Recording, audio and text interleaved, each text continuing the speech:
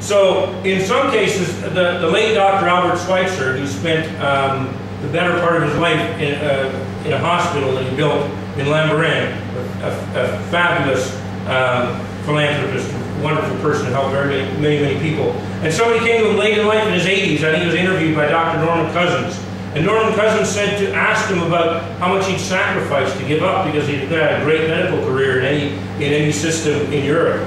And he said, I don't look at it as a sacrifice. He says, I don't really even look at it as me being a nice guy. I look at it as an obligation. That's how he put it. He said, it's an obligation because, you know, my fathers and their fathers, they messed up this continent. And so now we should be here to make it right. And you know, there's some truth to that. I'm not sitting there saying necessarily I got to accept responsibility for the errors made 300 years before, but we should try to be looking at it in terms of trying to move forward. Does that make sense? Okay.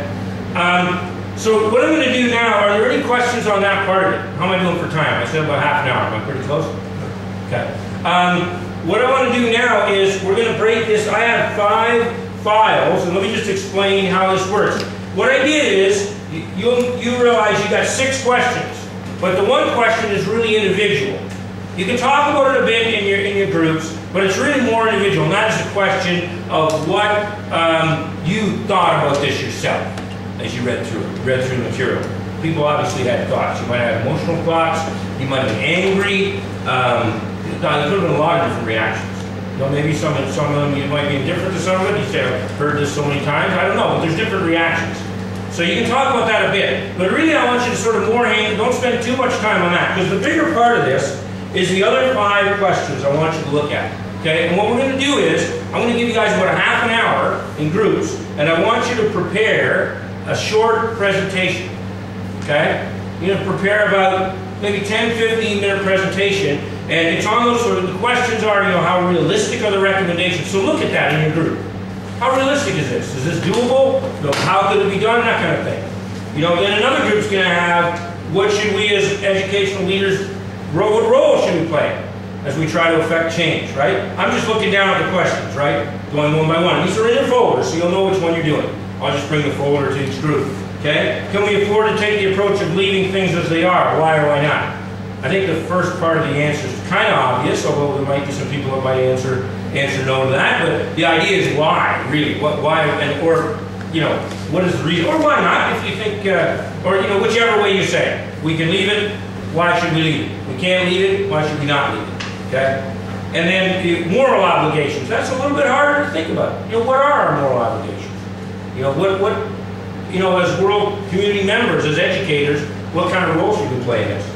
And then how can we increase awareness? That sort of, I think, is a big chunk too, because awareness is really important. Okay? Because it does solve problems. The more people that are aware of something, and you can look at so many examples in history, Mahatma Gandhi, I mean, we all know, you know, created the liberation of India, and basically he had a weapon, he didn't have a political voice, he had nothing. All he had was the ability to convince people to talk to people, and to, you know, get people to understand that maybe we should just sit down and just not cooperate with the occupying power. And he was able to liberate a nation of 300 million people. I mean, so awareness is powerful. And then, of course, the question which you can also think about a bit is the last one, but don't spend too much time on that. Okay? So I think probably the easiest way to do this is just go ahead and let's say we need 5 groups. Okay? So is everybody okay just working with the people that are with right there? Is that okay? But maybe because of, we should maybe not only because I want to make sure we have sort of a strong language that we take care of that, okay? So that might not totally work.